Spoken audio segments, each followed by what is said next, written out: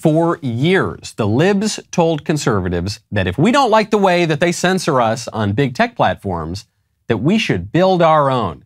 Build your own Twitter. Build your own Facebook. Build your own Google. The suggestion is absurd. Maybe in the very earliest days of social media, there was room for competition. Remember MySpace, LiveJournal, Zanga, Friendster, lots of other sites. Those days are over. They've been over for a long time. Eventually, a handful of platforms reached a critical mass and ensconced themselves in power. And they formed cozy relationships with the federal government. And they exploited legal liability protections. And they even outright defrauded the user base that gave them the critical mass in the first place, with the understanding that they would be able to see and post whatever they wanted to. Then the big tech companies pulled the rug out. It is simply not possible to build our own Twitter. It hasn't been for years, and leftists know it, which is why they keep making the suggestion. Conservatives could try to wield the government to bring these massive corporations into line, but that's very difficult, if not impossible. And lots of conservatives don't have the stomach for it, and even those of us who do have the stomach for it don't have any real political power in a system dominated almost entirely by the left. But it turns out there's a third option beyond build your own Twitter and break Twitter, and that is buy Twitter. Buy Twitter, which is what Elon Musk is apparently willing to do, spending more than $41 billion right now on offer. And why is he doing it? My strong intuitive sense is that having a public platform that is maximally trusted and broadly inclusive is extremely important to the future of civilization. But you've described yourself. I don't care about the economics at all. Okay, that's cool to hear. Bingo. Republics govern through speech in the public square. Twitter makes up a huge portion of the public square. And Twitter is keeping lots of Americans out of the public square, including really prominent ones, including Donald Trump, right? Including the duly elected sitting president when they took him out. Which means, as a practical matter, that right now we are no longer living in a functioning republic. So Elon Musk is going to mount a hostile takeover to take it back. And what happens if that takeover attempt doesn't work? Okay, so you don't like to lose. If, in this case, you are not successful in, the board does not accept your offer, you've said you won't go higher, is there a plan B? There is.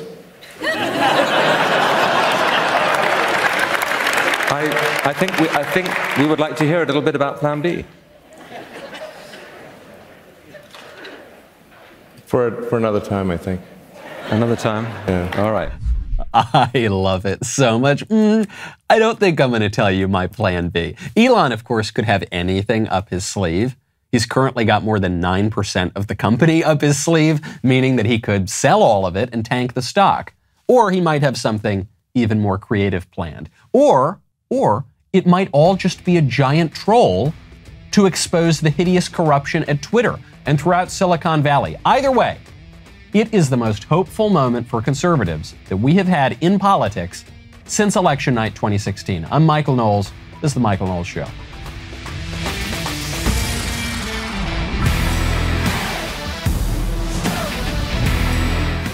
Welcome back to the show. My favorite comment yesterday is from AI Survivor 2020, who says, wow, the show hasn't even started yet, and YouTube already has a warning underneath this video. Guess they all fear the raw power of Knowlestradamus. I think they probably do. I actually sort of like it when YouTube puts that banner, the CDC, go listen to Dr. Fauci, do whatever we tell you to do, beneath my videos, even before they begin or when they've only been out for an hour, because that's an advertisement to people to say, hey, come here to learn about what's actually going on with COVID today. Hey, head on over to the Michael Knowles Show. He's going to tell you stuff that we don't want you to know. So I love it. Bring it on, YouTube. I really appreciate that. I like being able to do things for myself, to research these questions myself, to figure out things on my own. I even like being able to maintain my automobile on my own, which is why you got to check out Rock Auto.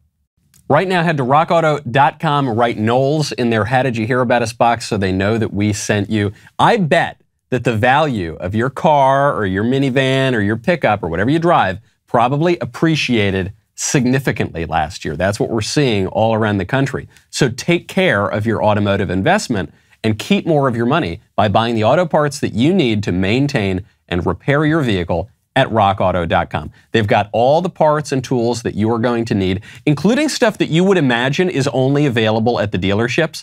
I'm even thinking of the little fan that cools your derriere in some of the cool hip modern cars. RockAuto.com has it. They've got everything. They've got all the trusted name brands that you want. The catalog is super easy to use. They even give you installation tips, which is helpful for people such as myself who are not necessarily pros. Same price for pros and do-it-yourselfers. Go to RockAuto.com right now. Get all those auto parts you need. Write Knowles, Knowles, in there. How did you hear about us box so they know that we sent you? Go check out Rock Auto today. Twitter is so upset. Not Twitter users. Twitter users love the potential Elon takeover, but I'm talking about the staff of Twitter. I'm talking about the leadership over at Twitter. They are so, just to be sure that we're not here knocking down straw men, that we're not here stuck in our own echo chamber. I'm really pleased to be joined right now by the staff and leadership over at Twitter headquarters. Hey guys, thank you, one, for being here, and two, what is your reaction to the news that Elon Musk might be taking over Twitter?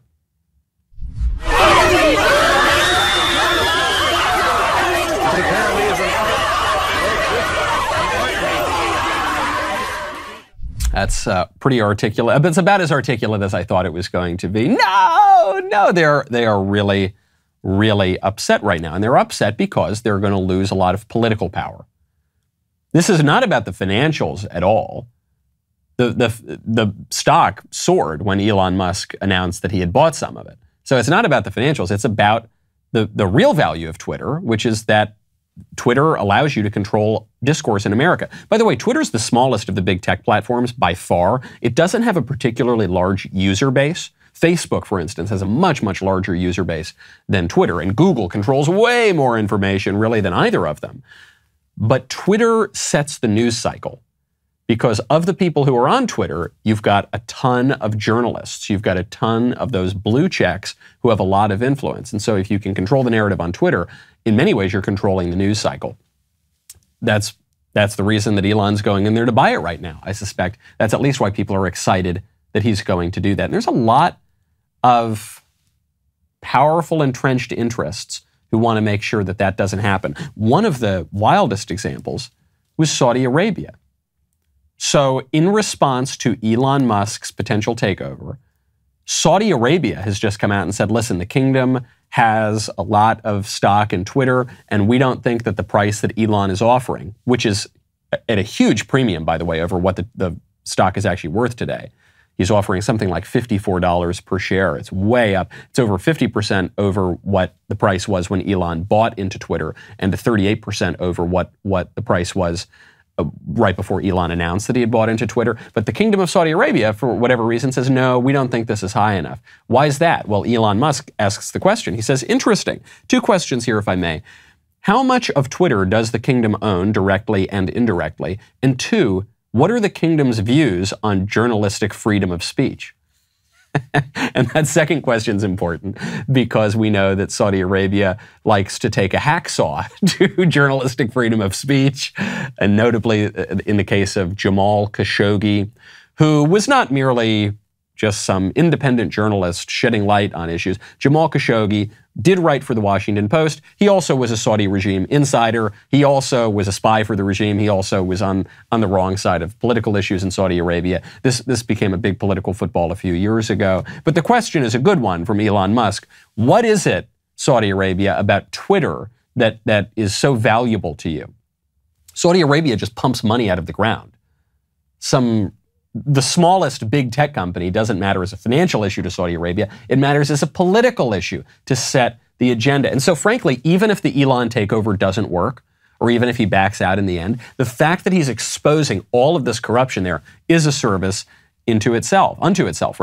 And you're seeing this kind of bare knuckle politics throughout the system. The RNC has just made an excellent announcement. So rare to say that about the RNC, which usually only does extremely stupid things and clutches defeat from the jaws of victory. But the RNC made a great announcement. The RNC is going to pull out of the Nonpartisan Commission on Presidential Debates. That commission, it sounds really nice, doesn't it? It's nonpartisan, so they say. It's just a way that we can all come together. What are you, oh, you awful Republicans. What are you, you're afraid of debate? You refuse to work across the aisle. You're putting party before country. No, the Commission on Presidential Debates is a rigged game. It has been for a long time. Bob Dole pointed this out in 2020. Bob Dole, who was the 1996 Republican nominee for president, Bob Dole, major force in Republican politics for half a century. Dole came out and he said, this is not fair to Trump. Because yes, while technically the Nonpartisan Commission on Presidential Debates is half Democrats and half Republicans, Dole said, no one on the commission supports Trump.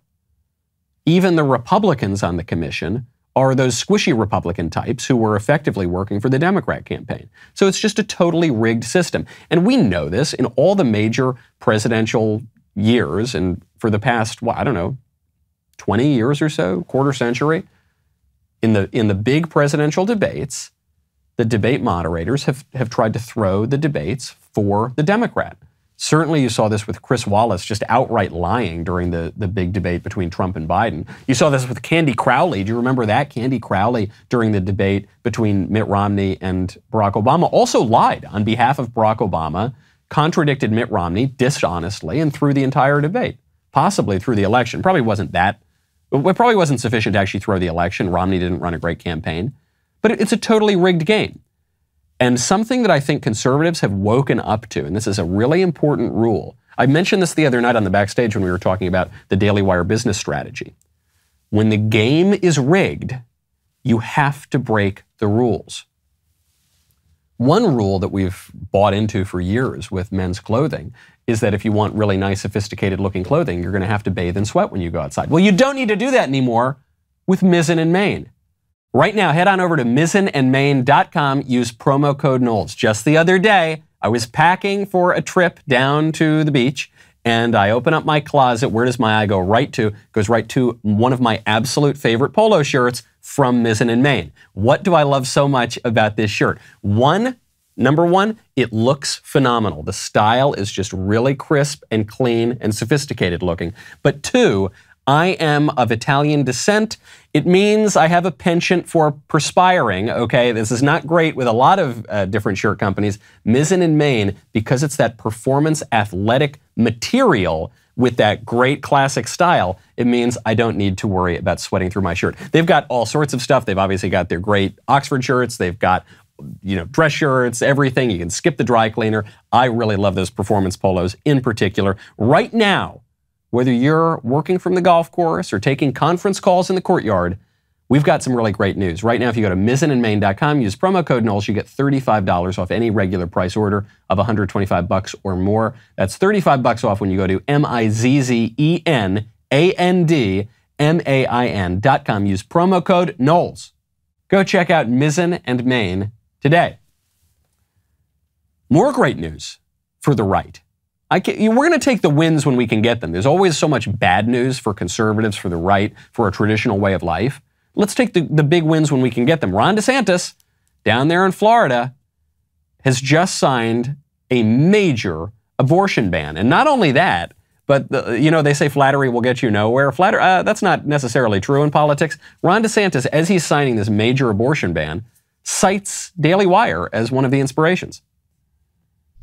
You see how that type of mindset has led to things that really shock the conscience in our society. We just saw this terrible scandal in Washington, D.C. Oh, yeah. Where is Mary Margaret here from the Daily Wire? There's Mary Margaret. She did this great expose. Yeah. They found all these remains of babies, and they found 5 who were basically infants, premature they would have been, but they would have been able to survive, outside the womb. And yet Washington, D.C. Is treating that just like we would treat the trash from our lunch or something like that. It's really horrifying to see that that could go on in our country, but particularly in our nation's capital. And so that is callous, that is wrong, and I want to thank her and Daily Wire for exposing that. So great stuff. I'm glad that Governor DeSantis recognized Mary Margaret Olohan, who's doing really great journalistic work. It's nice that he mentioned Daily Wire. But the law itself is just great. He's banning abortion after 15 weeks. Really important stuff. There is a good chance that Roe versus Wade will be overturned in a matter of a couple of months. This would be the most important political development, I guess, in my lifetime. If you're talking about now saving hundreds of thousands of babies per year at least, that would be great. And so the states are setting the stage. One, they set the stage for the court challenge, and then two, what happens in a post-Roe versus Wade world. And DeSantis is doing a great job on this. One, because it's the right thing, and I think DeSantis has a really good political compass. I think, as far as politicians go, at least, he does seem to have a good moral compass. The other reason he's doing it is because it's a political winner. And frankly, this is even more important to me because it means that there are now real incentives for Republican politicians around the country to follow this stuff. If you are a Republican governor right now and you have higher political aspirations, pass one of these bills. Do it. Not only is it the right thing to do, but it is in your political interest. That is where the public opinion has gone. That is where the culture is moving. That is where the country is moving. And oh, by the way, it's the right thing to do. Really, really good stuff out of Florida. What's the other side offering? For years, the other side muddied the waters on abortion by saying, look, we don't support abortion. We just think it should be safe, legal, and rare. Abortion's a really bad thing, but it should be legal for some reason. Why is it a bad thing? Oh, because it murders babies. Well, then if it murders babies, why should it be legal? They never explained that, but they used enough squishy language, the old Clinton answer, safe, legal, and rare, that it muddied the waters. That's not the message of the left anymore. The message of the left is celebrate abortion on demand without apology. There was a tweet that went viral from a woman who was celebrating an abortion she had just had. And the story looks legit to me.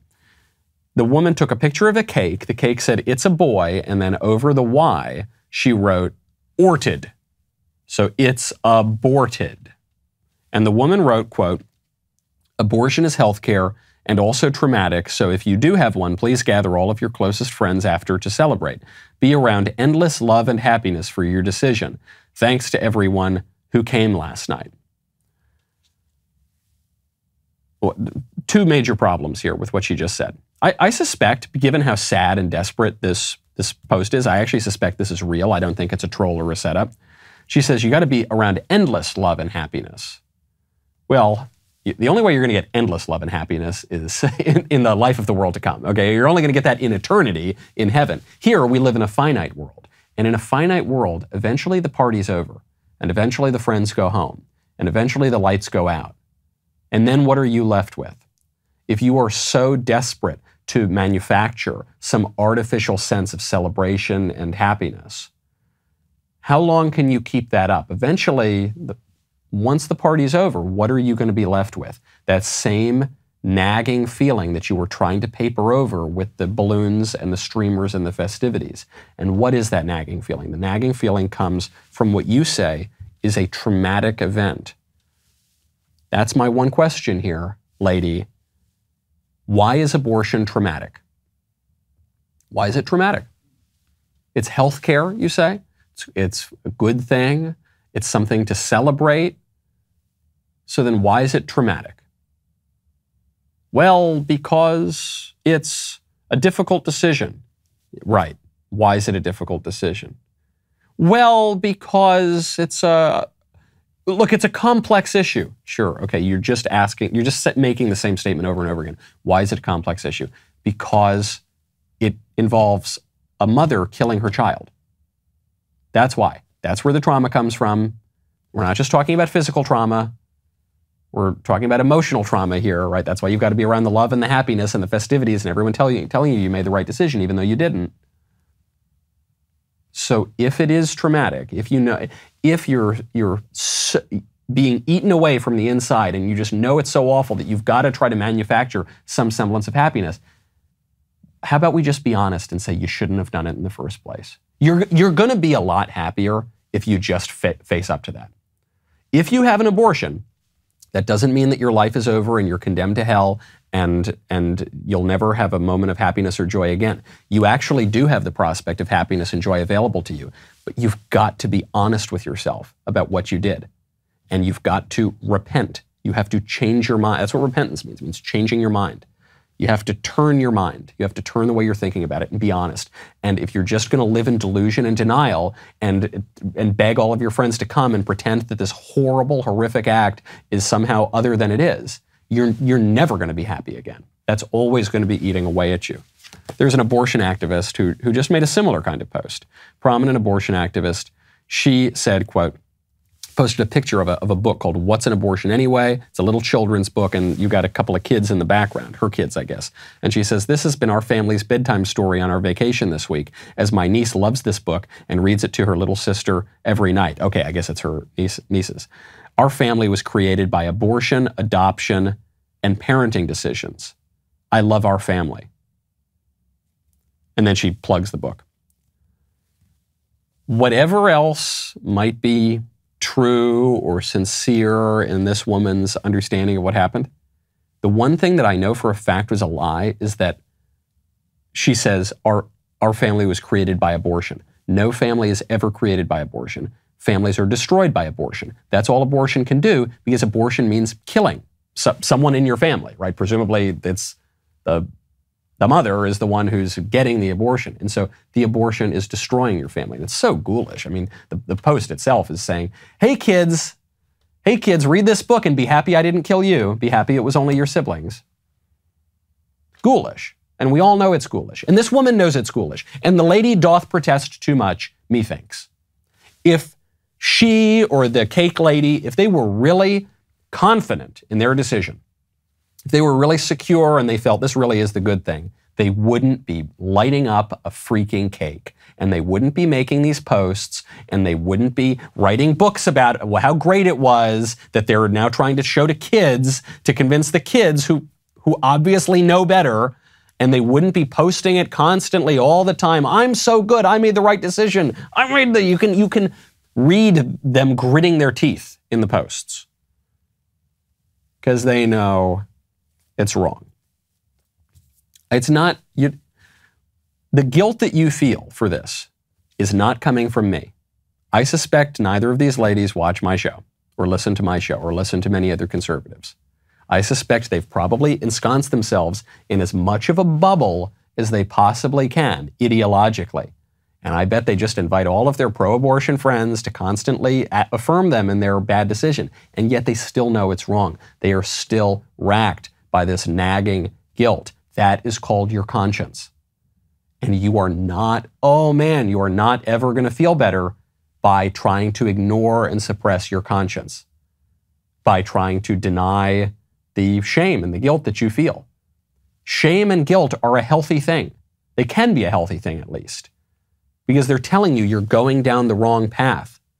You can turn around. The shame and the guilt it's not the end of the story, but it's like how we feel pain, right?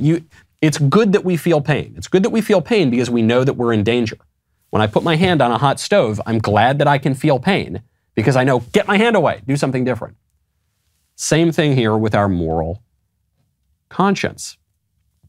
Guilt, shame, they can be very, very good things. Speaking of guilt, this still regards the leftists, but it's on a completely different issue. BLM is in a lot of trouble, and BLM is in a lot of trouble because BLM, which we once believed stood for Black Lives Matter, actually, it turns out, stands for Buy Large Mansions. BLM raised tens of millions of dollars. I saw something like $90 million a couple of years ago, especially at the height of the George Floyd riots. And no one seems to be able to track where all of that money went.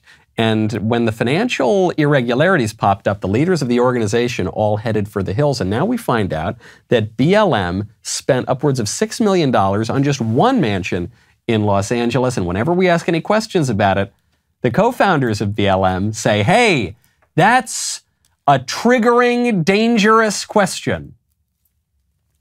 Patrisse Cullors, who is one of the co-founders of BLM. There were 3 co-founders, all of them avowed Marxists, but pretty clever political operatives, obviously. They made a lot of money. Patrisse Cullors was just responding to a question about the Black Lives Matter Global Network Foundation, which has come under scrutiny now, in particular for the purchase of one mansion in Los Angeles worth $5.8 million. And she was asked, hey, what's going on with your financial disclosures? How come you guys seem to have been hiding all this stuff? Where are your 990 forms? Right, 990 forms, the basic tax form that nonprofit organizations have to fill out. And this woman, credit where credit's due for the sheer chutzpah, for the sheer audacity of this answer. She says, it's such a trip to hear the term 990. This is like deeply unsafe. This is literally being weaponized against us, against the people we work with. She says BLM has been, quote, attacked and scrutinized for the financial activities. Quote, people's morale in an organization is so important. But if their organization and the people in it are being attacked and scrutinized at everything they do, that leads to deep burnout. That leads to deep, like, resistance and trauma. So her argument is that the IRS doing the same sort of analysis of BLM that it would do of any nonprofit organization, or any individual for that matter, is triggering and unsafe, and it should not happen. Not only should BLM be permitted to burn the country down with impunity, as they suggested in 2020, but BLM also should be permitted to launder money and engage in all manner of financial corruption without the IRS looking into it. Anything else would be racism, would be triggering, would be violent. They're just saying, hey, we're a criminal organization and you better not look into us. That's a nice political order you got there. Sure would be a shame if something happened to it. This woman makes Al Capone look like a Boy Scout. And you got to, in a way, you got to kind of respect the game. At least she's being open about it. This is a woman who's gone on camera and said, yeah, I'm a Marxist. I want to completely upend society. Yeah, it's fine. I'm not going to make any apologies for BLM burning the country down or committing all sorts of violence or threatening people or embezzling money and funneling money into all these crazy ways and enriching myself. I'm not going to apologize at all. What are you going to do about it? Take the gun, leave the cannoli. We're out of here. Now, you have to have a kind of grudging respect for that brazenness, for that audacity. Are we going to do anything about it? This group, BLM, is a criminal organization. There should be RICO cases against these guys. This is racketeering. These guys are doing everything that the Five Families did in New York, except on a much larger scale. Are we going to do anything about that? Are we going to investigate and prosecute them? Not as long as this ruling class is allowed to maintain their power, because the ruling class, the Democratic Party in particular, relies on BLM to be its militant wing. It's the terrorist wing of the political elite. Speaking of crime, a really strange story out of a female prison. This is a women's-only prison in New Jersey, where 2 of the female inmates were just impregnated by one of the other female inmates. Now, I, like future Supreme Court Justice Ketanji Jackson, I am not a biologist. I suppose this could be miraculous, or there could be some development in right, that female inmate is not really a female. She is a he. It's a dude who's pretending to be a woman who has now just knocked up 2 of the inmates. This occurs less than a year after the state began to adopt this new transgender theory into the prison system, which places inmates in the system based on their gender identity rather than their actual sex. This story is going to be suppressed because it is just another example exposing the transgender nonsense for what it is, which is an absurdity. This story, apparently the inmates who were impregnated willingly. Apparently, that's not totally clear, but I think that's generally what's being reported. But let's take it further. What is one of the main things that occurs in prison? Rape.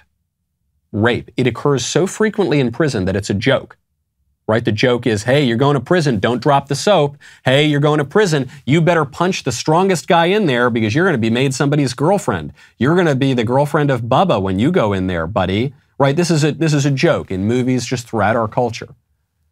And I guess it's bad enough when we're talking about single-sex prisons.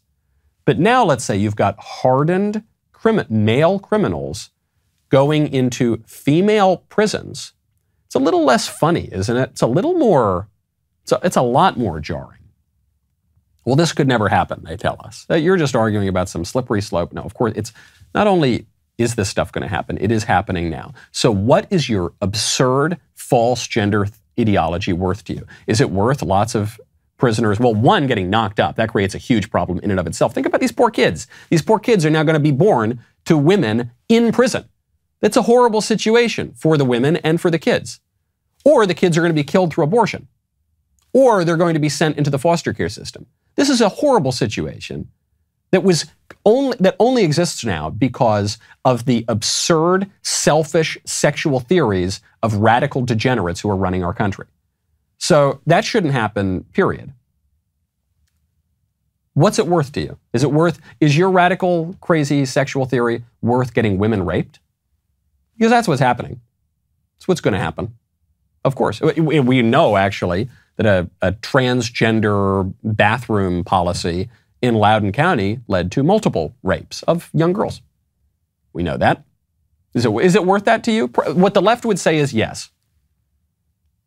We know they would say that because they know the risks and they're pushing this stuff anyway. Can't make an omelet without breaking a few eggs. And the omelet, I guess, is having men dress up like women. Before we go, I have to get to this story before we get into the mailbag. New York Times pushing this gender-bending weird stuff. This is from the style section of the Times. Sexy lingerie for men is here. Lacy thongs and sheer undergarments designed for men's bodies are shaking up the traditional lingerie market. I'm no expert, but I don't think they are. I don't think so. I don't think men are going, maybe a very small minority of homosexuals are doing this. A very small minority of an already very small sexual minority maybe are doing this kind of, but this isn't really happening. The Times is just trying to make this happen. The Times, like all of our political institutions, all of our major centers of power in the established institutions, are trying to push this gender-bending weird stuff that the vast majority of Americans don't want. Quit cramming it down our throats. Quit grooming the kids and trying to trans the 5-year-olds, and quit trying to get me to wear lingerie. I'm not doing it. Darn it.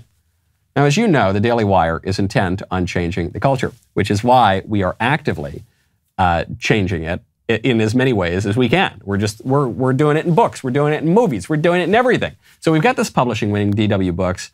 We're really happy to publish books that are actively fighting the left's monopoly on storytelling, such as Fiery but Mostly Peaceful, The 2020 Riots and the Gaslighting of America by Julio Rosas, who pulls back the curtains on the BLM riots that broke out across the country and burned city after city down. Rosas exposes the media's attempts to convince Americans that the fatal riots, the destructive, violent riots, were peaceful. Here's the trailer. The media gaslit the American people for all of 2020 as the riots unfolded. They did not give you the full story. I was there. George Floyd, Kyle Rittenhouse, Rayshard Brooks, Chaz in Seattle. I saw all the riots with my own eyes. Windshields being smashed, giant rocks that were being thrown, businesses that were starting to be looted. The crowd started to become hostile. All the cops were trapped and surrounded. Police were being ordered to retreat. I experienced the tear gas, I experienced the smoke. This was very real to me. The mainstream media, they were trying to call them protests. CNN with that chyron saying fiery but mostly peaceful. They're trying to push a narrative of don't believe your lying eyes because they were trying to appease that very dedicated Antifa movement that's there. When you read my book, Fiery but Mostly Peaceful, you will get the full story. You will learn what actually happened during the riots of 2020 and what the media did not want to tell you. Buy my book, Fiery but Mostly Peaceful, everywhere books are sold. Looks great. The book is available for pre-order on Amazon or anywhere you get your books online, so go pre-order your copy today. We will be right back with the mailbag.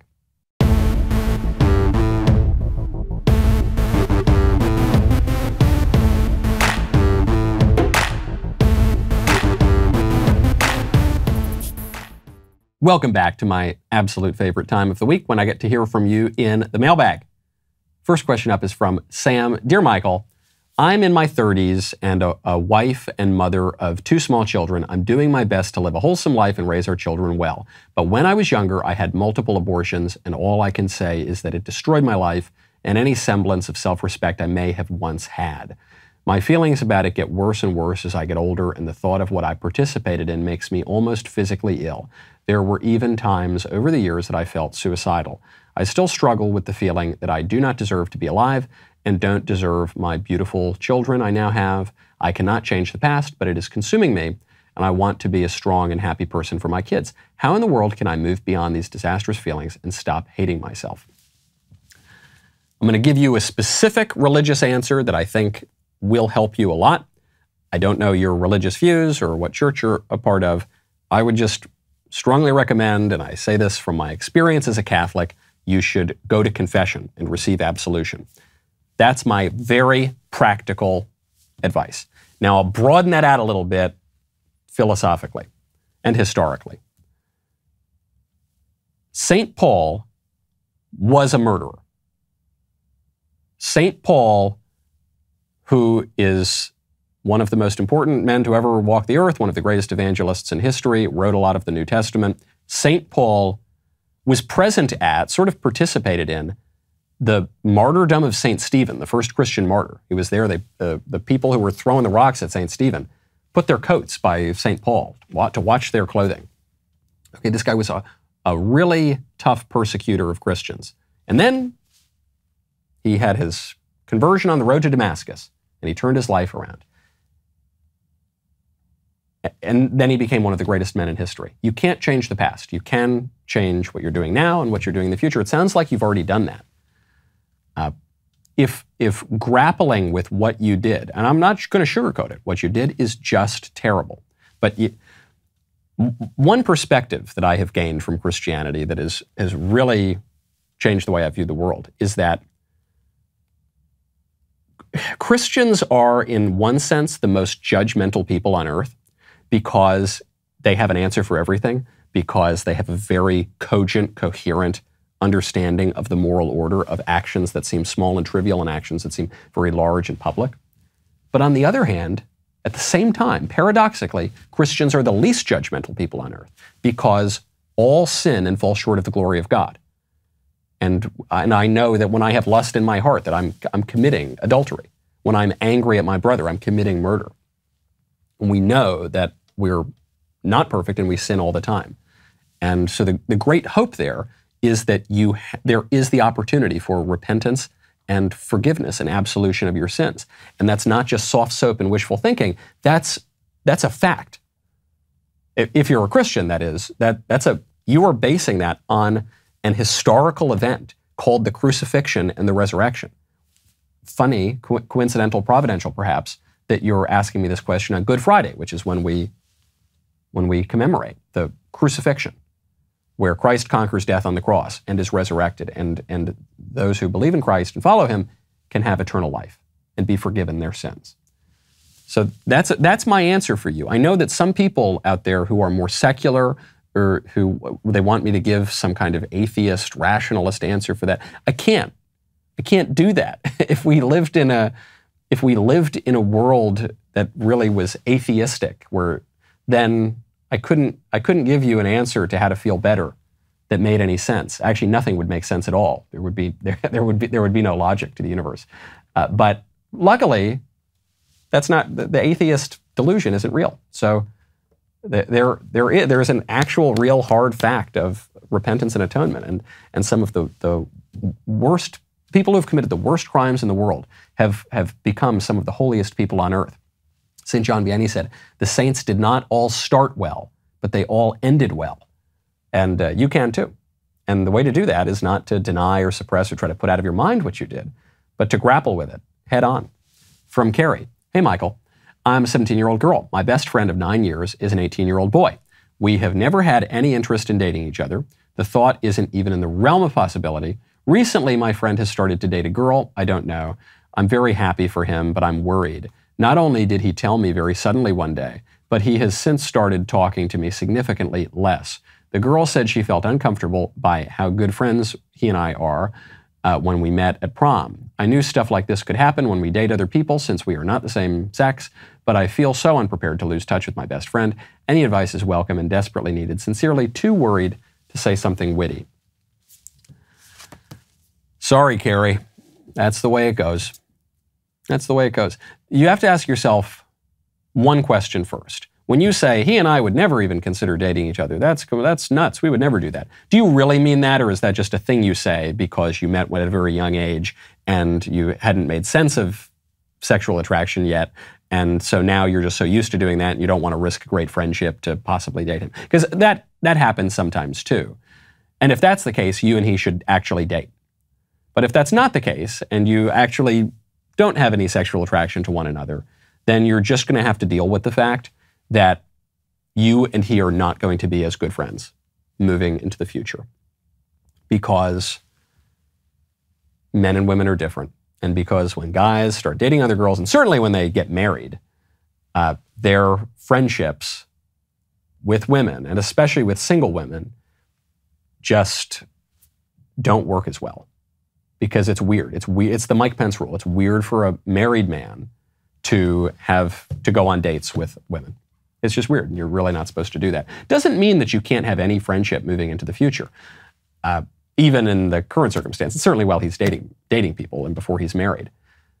But one way that this could work is he's got some girlfriend and you guys are hanging out. Maybe you get some boyfriend, and then all four of you hang out. That would be a way to spend time together that would be a little more wholesome and less open to the prospect of you and he, having a few too many cocktails one night and whatever happens, happens. Oh, I never expected it. And then maybe it does, because that sexual difference really does matter. That actually is a powerful force that you can't merely deny just because you've been friends for a long time. That's one thing. Maybe you become friends with his girlfriend. I don't know. Or maybe she's a jerk and you don't like her very much and you want him to dump her and get some better girlfriend or date you instead. But there's not going to be any sugarcoating it. That is inevitably what happens to friendships between men and women that are platonic and not sexual at all, because we're gonna grow closer to our boyfriends and girlfriends and then ultimately to our spouse. And if you want to maintain that, I have lots of female friends, and many of whom I've been friends with for many, many years. But if you want to maintain those friendships, they're going to have to evolve and change. It's not just going to be you and him anymore. It's going to involve other people. Because if it's just you and him, then, date and get married. From Mitch. Hey, Michael, I know the rest of the hosts at DW don't want to hear this, but you have the most style. Stop it. Get out of here. Come on. Why would you say something like that? So where did you get your impeccable taste? Thank you for that flattering question. I got it from Elvis Presley. I've been an Elvis fan since I was 5 years old. Frank Sinatra, same thing. I've been a Sinatra fan since I was 5 or 6 years old. And J. Press. The kind of more waspy American old school style. Those are the preppy kind of. Those would be the three places. You get the kind of slick stuff from the mid-century Italians and showbiz, and then the little more put together from that nice preppy style. It never goes out of style. That's the great thing about all of that. From Daniel. Dear Michael, I have heard you say several times that moderation is a virtue. I have struggled with moderation when it comes to drinking alcohol at times. I know many people struggle with socially acceptable vices such as food, caffeine, tobacco, or the aforementioned alcohol. Could you please expound upon the idea of moderation as a virtue? As a Christian, do you have any wisdom on accepting grace for God for falling short versus getting upset with myself for lack of moderation? I've become more temperate as I've gotten older, but I think that if I gained some insight, I could enjoy some of life's pleasures without some of the regrets. P.S. Listening to your show every morning and you turn me on to cigars. I love them and thankfully have only overindulged a couple of times. Oh, that's great. I'm glad to hear it. I do fear, though, that I've turned so many of my friends onto cigars at this point that statistically I've probably killed a few of them. I hope not. I hope, everyone has it in moderation, and we avoid the dangers of that. But glad to hear that. And look, what you're describing is something that's really common. I don't know very many people who have not overindulged in booze in their younger years, late teens, early to mid-20s. I mean, that sort of thing happens.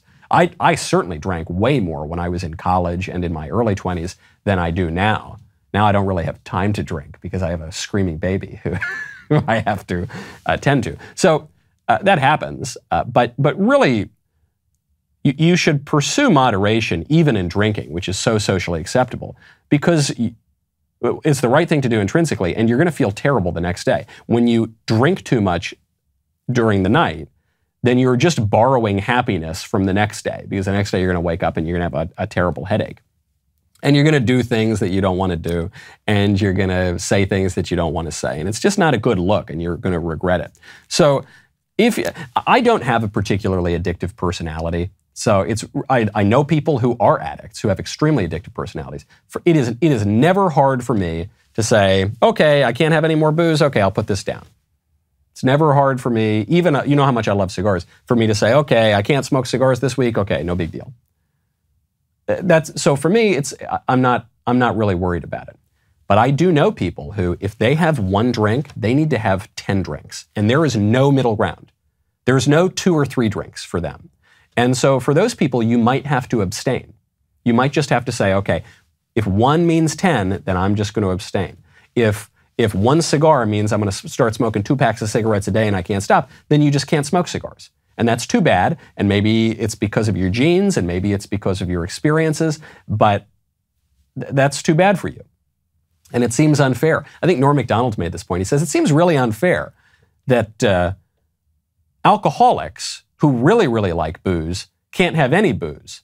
And I, who am not an alcoholic, and I don't really like booze that much, I'm allowed to have as much booze as I want. Yeah, that's true. It's unfair. But that is sort of the point of moderation, is it is a little bit contingent on you and your tastes and your discipline and your abilities. So if it's just that, you're in your early 20s and you're drinking a little too much, maybe you don't need to worry about that.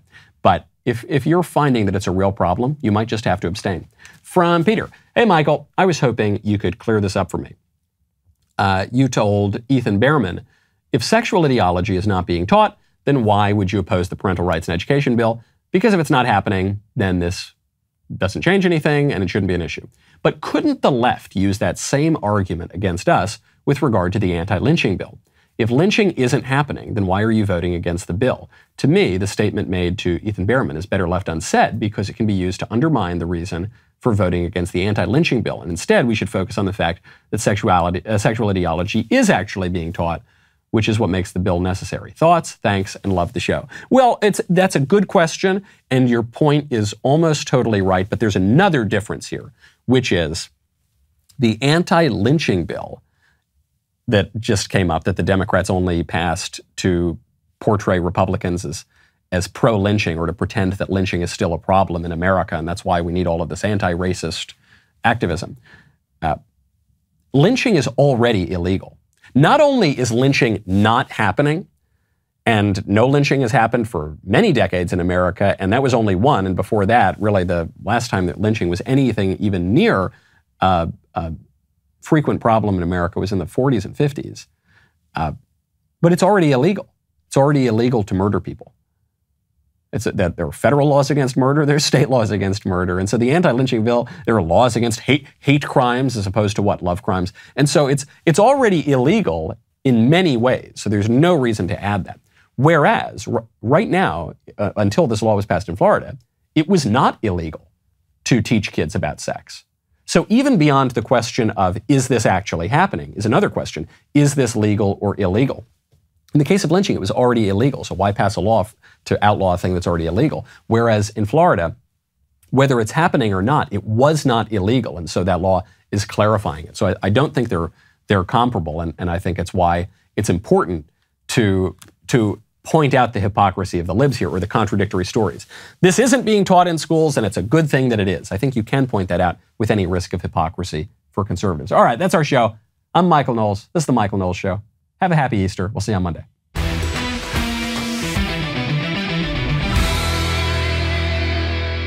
If you enjoyed this episode, don't forget to subscribe. And if you want to help spread the word, please give us a 5-star review and tell your friends to subscribe. We're available on Apple Podcasts, Spotify, and wherever else you listen to podcasts. Also, be sure to check out the other Daily Wire podcasts, including The Ben Shapiro Show, The Andrew Klavan Show, and The Matt Walsh Show. The Michael Knowles Show is produced by Ben Davies. Executive producer, Jeremy Boring. Supervising producer, Mathis Glover. Production manager, Pavel Vidovsky. Editor and associate producer, Danny D'Amico. Associate producer, Justine Turley. Audio mixer, Mike Coromina. And hair and makeup by Cherokee Hart. Michael Knowles Show is a Daily Wire production. Copyright Daily Wire 2022. Hey everybody, this is Andrew Klavan, host of The Andrew Klavan Show. You know, some people are depressed because the Republic is collapsing, the end of days is approaching, and the moon's turned to blood. But on The Andrew Klavan Show, that's where the fun just gets started. So come on over to The Andrew Klavan Show and laugh your way through the fall of the Republic with me, Andrew Klavan.